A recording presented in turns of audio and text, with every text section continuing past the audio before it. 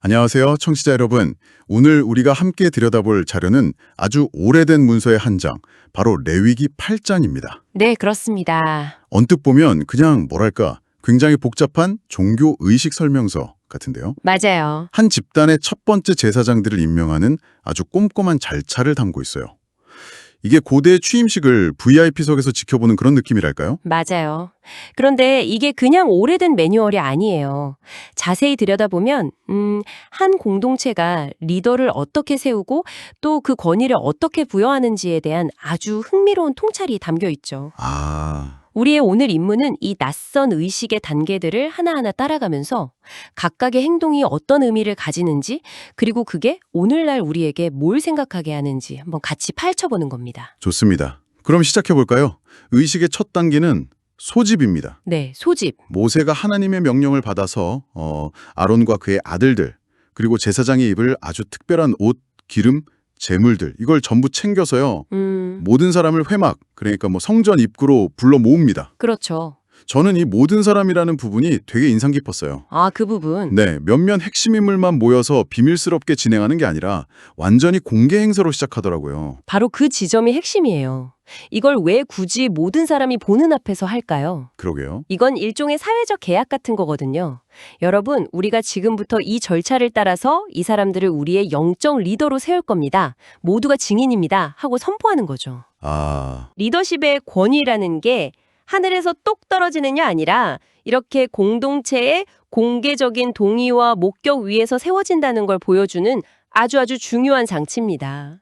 그러니까 우리끼리 정했다가 아니라 모두가 지켜보는 가운데 약속된 절차를 따랐다는 그 투명성을 확보하는 거군요. 정확합니다. 요즘 시대에도 시사하는 바가 크죠. 네, 그렇게 모두가 모인 다음에 가장 먼저 하는 일이 씻기는 거예요.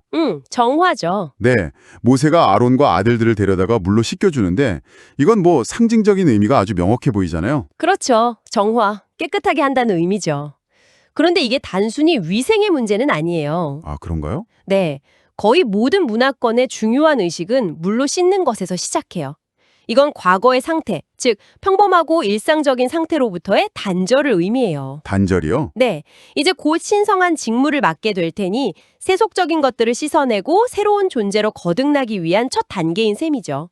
물리적인 행위를 통해 영적인 상태의 변화를 이끌어내는 거예요. 과거와의 단절이라 그렇게 보니 그냥 샤워하는 것과는 완전히 다른 의미네요. 그렇죠. 자, 이렇게 몸을 깨끗하게 한 다음에는 정말 복잡한 옷을 입습니다. 네, 의복이죠. 속옷부터 시작해서 띠를 두르고 겉옷을 입고 그 위에 에봇이라는 조끼 같은 걸 또 입어요. 겹겹이 입죠. 그리고 가슴에는 흉패라는 걸 다는데 그 안에 우림과 두밈이라는 걸 넣으라고 해요.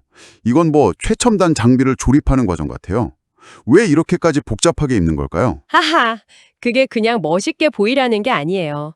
이 옷은 제사장의 정체성 그 자체거든요. 네, 이 옷을 입는 순간 그는 더 이상 그냥 아론이라는 개인이 아니라 대제사장이라는 공적인 인물이 되는 거예요. 각 옷의 조각마다 역할과 권위가 담겨 있는 거죠. 판사의 법복이나 의사의 가운처럼요. 그 옷이 그 사람의 역할을 규정하는 힘을 갖는 거죠. 코스튬이 아니라 유니폼이군요. 역할 자체를 입는다는 표현이 와닿네요. 맞습니다. 근데 그 우림과 두밈은 대체 뭘까요? 자료에는 그냥 넣으라고만 되어 있어서 너무 궁금하더라고요. 무슨 신비한 보석 같은 걸까요? 정확히 뭔지는 사실 아무도 몰라요. 정말요? 네, 다만 다른 기록들을 보면 아마도 돌멩이 같은 물건이었을 거고 중요한 결정을 내려야 할 때 신의 뜻을 묻는 도구로 사용된 걸로 보여요. 신의 뜻을 묻는 도구요? 네, 예를 들어 전쟁에 나가야 할지 말아야 할지 같은 질문에 예 또는 아니요의 답을 얻는 뭐랄까 일종의 신성한 주사위 같은 거죠. 와, 여기서 흥미로운 건 가장 중요한 소통 도구를 리더의 가심, 즉 마음 가장 가까운 곳에 둔다는 점이에요. 리더의 결정이 개인의 생각이 아니라 신의 뜻에 기반해야 한다는 걸 시각적으로 보여주는 장치라고 할 수 있죠. 신성한 주사위라니 재밌네요.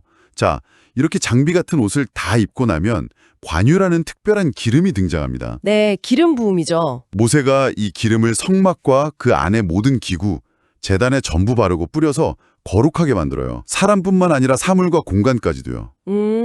그리고 마지막에 아론의 머리에 기름을 붓습니다. 이건 정말 영화에서 왕이 즉위할 때 보는 바로 그 장면 같아요. 정확해요.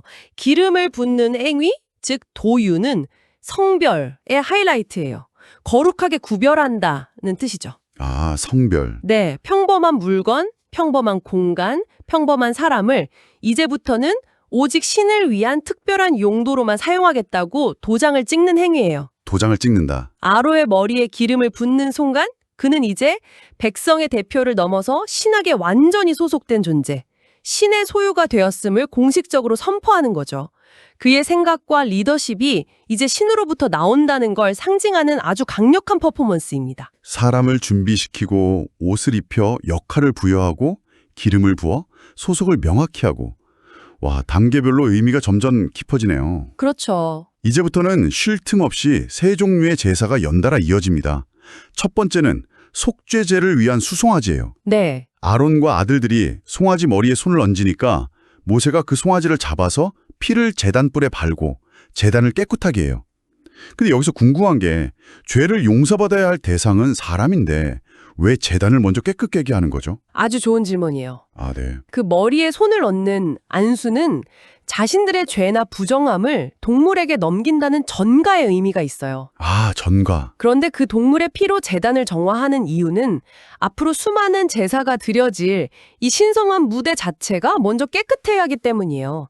오염된 공간에서는 어떤 신성한 행위도 제대로 이루어질 수 없다는 생각이죠. 아하.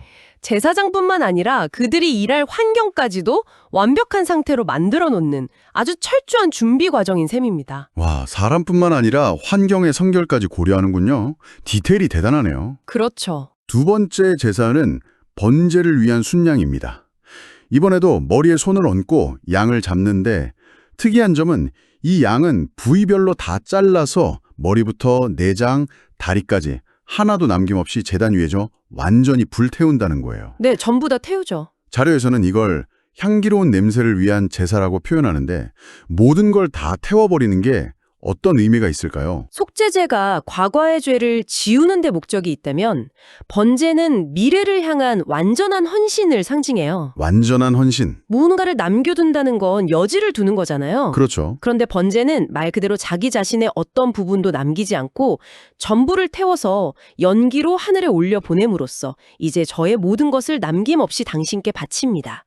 라는 전적인 헌신을 다짐하는 행위예요. 아, 향기로운 냄새라는 건 신이 그 헌신을 기쁘게 받아들인다는 시적인 표현이고요. 비우고 그다음에 전부를 바치고 순서가 완벽하게 계산된 느낌이네요. 맞습니다. 그리고 이어지는 세 번째 제사가 정말 독특하고 강렬해요. 위임식의 순양이라고 불리는데 이번에는 양을 잡은 피를 가져다가 모세가 아론의 오른쪽 귓불, 오른손 엄지, 오른발 엄지에 발라줘요. 네. 아들들에게도 똑같죠. 이건 정말 너무 구체적이잖아요. 왜 하필 그 세 군데였을까요? 뭐 심장이나 머리도 아니고. 이 부분이 바로 이 의식의 상징성이 폭발하는 지점이죠. 오, 한번 기능적으로 생각해 보세요. 제사장의 역할이 뭘까요? 귀는 하나님의 말씀을 듣기 위해, 손은 거룩한 직무를 수행하고 재물을 다루기 위해, 그리고 발은 성소라는 거룩한 공간을 걷기 위해 존재하죠. 바로 그 핵심적인 신체 부위에 피를 바름으로써 이제 당신의 듣는 것, 행하는 것, 걷는 모든 길이 신에게 속했다고 몸에 직접 새기는 거예요. 와. 이건 머리로 하는 서약이 아니라 온몸으로 체결하는 계약인 셈이죠. 와, 그렇게 들으니 소름이 돋네요. 제사장의 몸을 그 직무에 맞게 활성화시키는 느낌이에요. 그렇죠. 그냥 상징이 아니라 거의 기능적인 절차처럼 들리네요. 그 다음엔 양의 기름진 부위랑 빵 몇 개를 제사장들 손에 올려놓고 흔드는 요제라는 걸 드려요. 흔든다는 건 또 어떤 의미일까요? 요제는 신과 제사장 사이의 관계를 보여주는 아주 아름다운 상징이에요. 관계요? 네.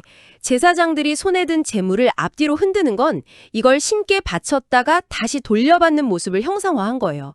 즉, 우리가 이 모든 것을 신께 드리지만 신께서는 우리에게 이 직무를 수행할 권한과 살아갈 양식을 다시 되돌려주신다는 상호 관계를 보여주는 거죠. 아, 일방적인 헌신이 아니라 주고받는 관계 속으로 들어간다는 걸 의미해요. 정말 모든 동작 하나하나에 의미가 없는 게 없군요. 그렇습니다. 자, 이렇게 세 가지 제사가 모두 끝나고 나서 모세가 마지막으로 관유와 제단 위에 피를 섞어서 아론과 아들들 그리고 그들의 옷에 뿌립니다. 네, 마지막 단계죠. 이미 기름도 붓고 피도 발랐는데 이걸 또 섞어서 뿌리는 건 어떤 의미일까요? 뭐 확인사살 같은 건가요? 확인사살이라는 표현이 재밌네요. 최종적인 인준 단계라고 볼 수 있어요. 인준. 기름이 권위 부여와 성별을 의미했다면 피는 생명과 속죄를 통한 정결을 의미하잖아요. 네, 그렇죠. 이 두 가지 핵심 요소를 섞어서 뿌림으로써 권위와 정결함이 완벽하게 하나가 되었음을 선포하는 거예요.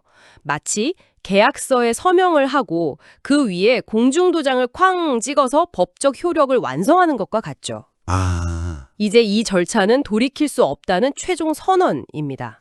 계약서에 공중도장을 찍는다. 비유가 완벽하네요. 이제 정말 끝이 보이는 것 같은데 아주 구체적인 지시가 뒤따릅니다. 네. 위임식 때 썼던 고기를 성전 입구에서 삶아서 빵이랑 같이 먹으래요. 그리고 남은 건 다 불태우라고 하고요. 함께 식사하는 것, 특히 신에게 바쳤던 재물을 나눠 먹는 건 고대 사회에서 가장 중요한 관계 맺음의 상징이었어요. 아, 식사가요? 네, 이제 제사장들은 신과 한 식탁에서 교제하는 사이가 되었다는 걸 의미하죠. 또한 이 식사는 그들의 첫 번째 공식적인 직무 수행이기도 해요. 재물을 다루고 먹는 것. 동시에 이 신성한 직무를 통해 그들의 생계가 보장될 것이라는 현실적인 의미도 담겨 있고요. 그렇군요. 그리고 드디어 마지막 명령이 나옵니다.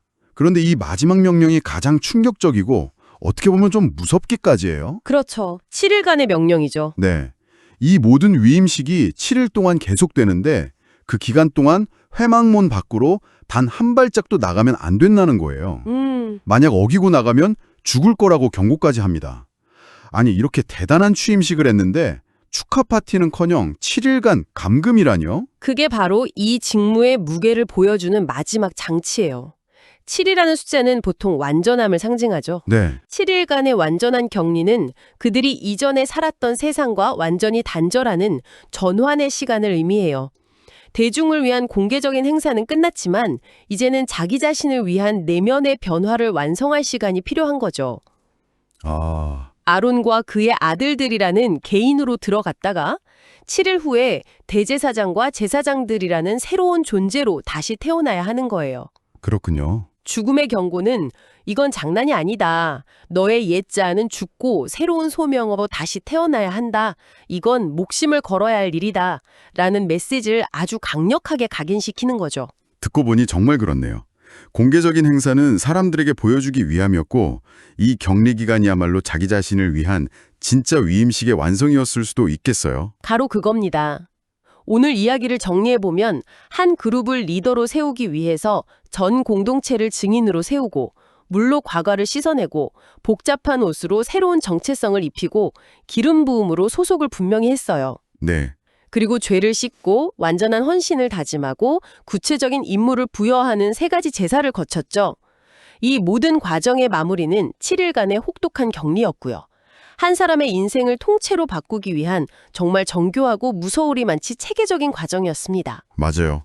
이 자료가 우리에게 보여주는 건 적어도 이 시대 사람들은 리더십이나 신성한 역할이 그냥 얻어지는 게 아니라고 믿었다는 거예요. 공동체의 공인, 철저하게 약속된 절차, 그리고 자기 자신을 완전히 바치는 개인의 헌신과 변화의 시간이 합쳐질 때 비로소 진정한 리더가 탄생한다고 본 거죠. 이 모든 물리적인 행위들은 결국 한 개인의 정체성을 해체하고 공동체를 위한 공적인 존재로 재탄생시키는 과정이라고 할 수 있습니다. 오늘 저희가 살펴본 이 고대의 의식은 옷차림, 피를 바르는 위치, 먹는 장소까지 모든 물리적인 행동을 세세하게 규정하고 있었어요. 네, 그랬죠. 요즘 우리는 눈에 보이지 않는 내면의 결심이나 감정을 더 중요하게 생각하는 경향이 있죠. 그래서 마지막으로 청취자 여러분께 이런 질문을 던져보고 싶습니다. 네. 우리 삶에서 정말 중요한 변화, 예를 들면 새로운 시작이나 중요한 약속을 할 때 우리는 그저 마음으로만 다짐하고 있지는 않나요? 어쩌면 우리에게도 이 고대인들처럼 그 변화를 몸으로 기억하게 할 우리만의 구체적이고 가시적인 의식이 필요한 것 아닐까요?